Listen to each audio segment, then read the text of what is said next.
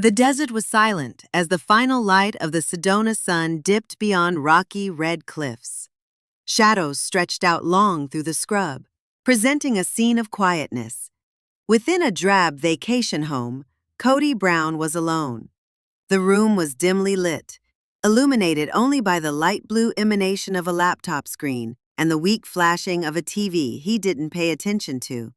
His formerly golden, unruly hair, like the mane of a lion, was now spattered with silver. He resembled a man aged not only by years but by remorse. But something was going to snap.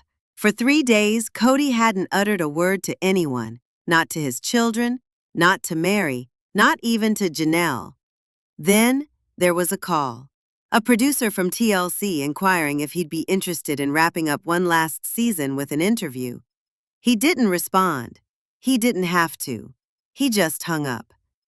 Now, with papers strewn about like clues to a puzzle and his third drink of the night in hand, Kody clicked Go Live.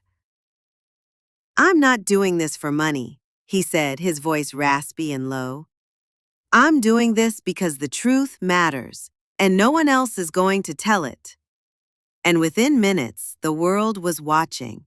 Tens of thousands tuned in. Some didn't believe it was happening. Others thought it was a cringeworthy attempt to gain attention at the wrong moment. But Kody's tone changed.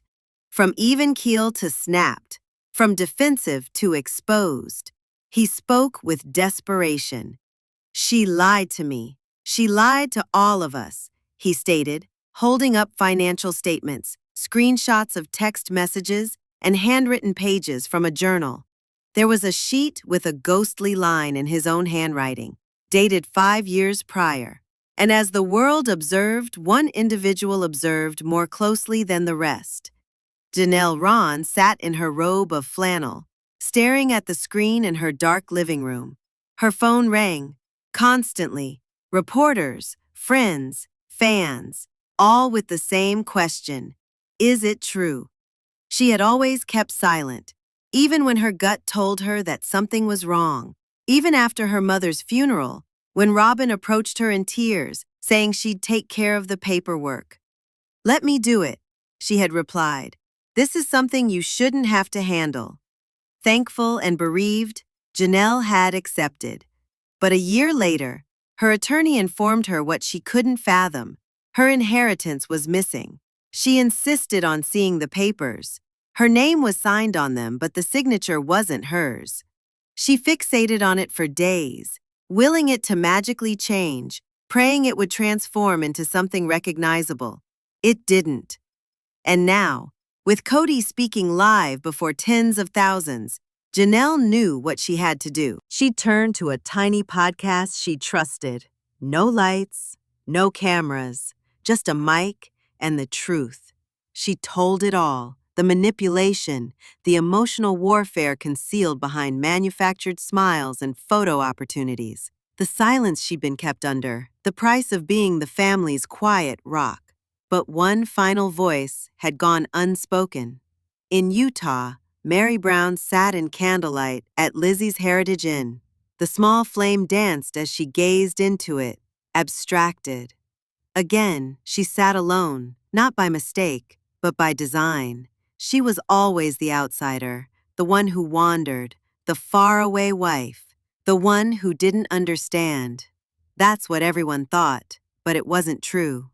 Mary leaned into a drawer and withdrew a manila envelope. Inside were years' worth of letters she never mailed, notes to herself while shooting, proof, actual, incontrovertible evidence, audio snippets, messages, dialogue that had never been intended for her, because once, Robyn erred. She had inadvertently sent Mary an email, a string full of confidential producer comments. And with that, the last mask slipped. Now that the truth was out, and there was no turning back. In an internal email accidentally exposed during the chaos, a TLC producer referred to Robyn Brown as the anchor character, the one around whom the network intended to center the entire story. But inside the sprawling Flagstaff home, Robyn's world was rapidly shrinking. It had been 2 days since she stepped outside, Her phone buzzed non-stop. Producers, lawyers, managers, even her own sister, all urging her to speak, to say something, anything. But Robyn said nothing. She stood motionless, gazing at her image in the hall's mirrored wall. What she saw was a version of herself she hardly knew, pale, tired, cowering. She had constructed this family from the ground up, stone by stone, level by level, a fortress that she thought would shield them all. She rationalized that she was sheltering Kody from disorder. She thought Christine and Mary were volatile, divisive. She had reassured herself she was the only one who could keep the pieces together. Now, she was standing alone in a glassed-in castle, and the stones were in mid-air. Robyn pushed open a hidden filing cabinet. On the shelves inside, a flash drive, a burner phone, and a paper titled RB Custodial Strategy. Her hands shook as she pulled out the phone. She muttered, half under her breath, "Now is the time. Begin Raven." The kids had long been in the middle of it all, blurred out during first-run episodes, voices muffled during editing. But those were gone. They were talking now, and they weren't sugarcoating it. It was Leon who first broached the silence, writing a poetic, heartfelt message on Instagram. Then Garrison, Michael, Peyton, and even Dayton followed, each of them sharing pieces of a story the world had never entirely witnessed. Letters never replied to, phone calls left hanging, gifts returned undelivered. They described a picture of abandonment, emotional banishment, and agony for years. Then came the unexpected moment. The children met for a virtual Zoom session, recorded, leaked, and watched by millions. They mapped out a shared chronology of emotional abuse, neglect, and lies. Rumors of a class action lawsuit started. Activist groups called. Investigators began to inquire. What had once been merely a broken family had become a case study in the seedy underbelly of reality television.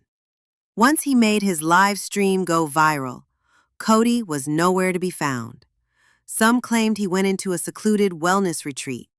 Others speculated that he had departed the nation. Robyn acted swiftly, retaining a crisis PR agency, one with experience defending scandal-ridden televangelists and controversial billionaires. Cease and desist letters poured into newsrooms. TLC removed all branding associated with sister wives. The online shop disappeared. Merchandise went away.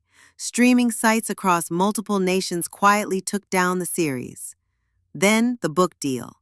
A large publisher released Mary's memoir, Behind the Porch Light, My Life Beyond Sister Wives. It had a 7-figure advance. The first chapter was leaked online, beginning with a haunting sentence. You only think you know the story, and more is on the way. Robyn's history, her sealed file, buried secrets, and the specter of a criminal investigation are under scrutiny.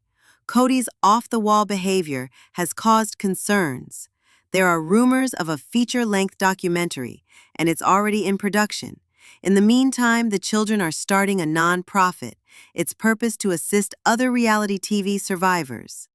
Mary and Janelle, previously estranged, are now working in concert to legally dismantle what is left of the Brown family trust. But even after the public disclosures, the personal wounds linger. Robyn Brown had come into Kody's polygamous household in 2010 with high hopes. She was willing to share a life, to raise her children with Mary, Janelle, and Christine. As time passed, Robyn became particularly close to Mary. So close that Mary formally divorced Kody, so that he could marry Robyn and adopt her children. It was an act of profound devotion. Their relationship survived the pandemic. Christine and Janelle supported each other, as did Robyn and Mary. But ultimately, it wasn't enough. Christine departed in 2021, leaving the structure altogether. Janelle followed suit shortly thereafter. And then there was the coup de grace. Mary, long considered Robyn's staunchest defender, departed as well, quietly, firmly, at last. She left Kody, she left Robyn, and she focused on her own future. Once Mary departed from Arizona and started living her life as an independent woman, her bond with Robyn slowly eroded. In April of 2025, Mary revealed where they were at the moment. Although she accepted that they had a strong relationship, she confessed that time and circumstance had gradually disentangled it. That what used to be intimate and full of meaning became distant and empty. In the past, Mary and Robyn had depended upon one another. For Mary, the relationship provided an anchor to Kody, a means for her to remain connected to the family. For Robyn, Mary had been a trusted friend, a person she might confide in without fear of judgment. But reflecting on the relationship, Mary knew that it had actually worked more in Robyn's favor than her own. Trusting Robyn, she knew, had been a method of sidestepping her own hurt rather than recovering from it. This increasing distance left viewers disillusioned. There had been hope that Robyn would form authentic relationships with the other sister wives, but her absolute loyalty to Kody cost every other relationship. Even after bonding with Mary over common interests and silent camaraderie, it all came crashing down when Mary formally split from Kody. Robyn's failure to connect with Christine and Janelle had been a strain for years, and now, even her connection with Mary had come to a boiling point. Reconciliation among the sister wives appears to be ever more distant. Mary, Kody's first wife, with whom he had one child following the 1990 wedding, was also the one who had introduced Kody to Robyn in 2010. She had invited Robyn over for dinner and had told Kody that he should go after her. Theirs was a fast-developing friendship. It was Robyn who had given Mary the guts to remain in a troubled marriage for so many years. But when Mary did leave, the cracks in their relationship could not be overstuffed. On Sister Wives Season 19, Mary freely discussed the change that had occurred in her and Robyn's relationship. Speaking with her closest friend, Jen Sullivan, she reminisced about the hurt. There are people who feel like she was insincere, that she was manipulative, Mary explained. We were tight, then the silence, then the distance. Jen concurred, remembering how Robyn would be like your best friend, until the day that she wasn't. Mary attested to the fact that Robyn had snubbed her for months at a time, even post-divorce. It then became apparent that the two's friendship had been conditional, founded not on respect for one another, but on mutual closeness to Kody. Robyn, however, refused to believe that she had always had Mary's back. She protested that she never saw the change in their relationship, yet her own behavior spoke otherwise. While Christine departed from the family in 2021, then Janelle in 2022, Robyn begged Mary to remain behind, hanging on for dear life to any vision of a polygamous existence. But Mary was different. In a recent Instagram sit-down with Tamron Hall, Mary didn't mince words. She confessed that she and Robyn's feud was actually real, and that she couldn't continue to defend her like she used to. For the first time, Mary publicly admitted what everyone had assumed. The friendship was dead. And perhaps that's for the best. Now that Mary is out of the poisonous dynamic with Kody, it might be time to break free from ties past, just the same as with his fourth wife. With her new relocation to North Carolina and the serenity that comes from establishing a life on one's own terms, Mary is obviously starting a new chapter. Back in Flagstaff, however, Janelle's life is shaping up beyond Kody Brown's shadow as well. Her tale is far from ending. After 29 years of marriage and having 6 children, Janelle Brown made a life-altering choice in 2022. She deserted Kody and their plural family. The breakup occurred soon after her formal separation from Kody, and with nothing holding her back in Arizona anymore, Janelle took the leap of faith. She moved to North Carolina and started a brand new life. In the time since, the Sister Wives Season 19 star has undergone a stunning transformation. She started a new business, purchased 156 acres of land for $289,000, and began laying the foundation for her dream home and flower farm, Tita Farms. After years of struggle, she's finally chasing her long-held passion, growing her own food and living close to nature. Janelle's new beginning is about more than land and lifestyle. Arizona was where her marriage collapsed, financial woes struck, and her son, Garrison Brown, died. Now, with her remaining children all adults, and Maddie Brush, her daughter, Maddie's husband, and their children living elsewhere in the country, she's enjoying a new life in North Carolina. Actually, Janelle's building her house directly across from Maddie's, in time for the holidays. In a recent Instagram post, Janelle gushed about the developments. "The site is staked," she exclaimed, smiling. Her fans applauded her progress as she finally entered. But while Janelle prospers, Robyn Brown, Kody's last wife standing, has once again found herself in the crosshairs of controversy. Her ill-fated business endeavor, My Sister Wife's Closet, has reappeared on the news for all the wrong reasons. Audience members are outraged that Robyn is seemingly shaming customers for inadvertently making orders on the defunct website, despite the fact that she never shut down the cart option. On Reddit, irate viewers vented, "Did Robyn just fault a customer for ordering?" a user inquired. "Fault those who want to buy your product rather than disable purchases," another said. These words are only the latest in a lengthy string of complaints. Throughout the years, Robyn has failed to capitalize on any of her business ventures, given her initial labeling as the caring matriarch of the family. While Robyn has been commended for raising her children successfully and staying loyal to Kody, her record of doing business is another matter altogether.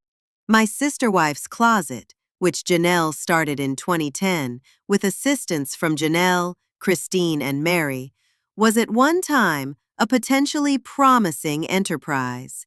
However, family discord, disharmony, and mismanagement made it fail. In 2024, Janelle vindicated what everyone suspected. "No one wanted to run it together," she said. Unlike her other sister wives, Robyn didn't have the business acumen to run an expanding brand. Rather than owning up to responsibility for the shop having failed, she now seems to be trying to pass the buck, something that's only damaging her reputation further. Even worse, Robyn has made holier-than-thou statements previously, insisting that she and her kids were the core of the Brown clan, and ostracizing fans, as well as widening the chasm between her and Kody's other wives. Such remarks have painted her in a negative light and have made it harder and harder for Sister Wives fans to sympathize with or support her. If Robyn is going to do otherwise, she'll have to accept responsibility for her past blunders and cease blaming fans or her ex-co-wives. Honesty and humility may be her best bets now. Meanwhile, Janelle's journey is a stark contrast. A woman once held captive by custom and circumstance, now blossoming in liberty. Her tale is one of grit, resurrection, and expansion, both literal and personal.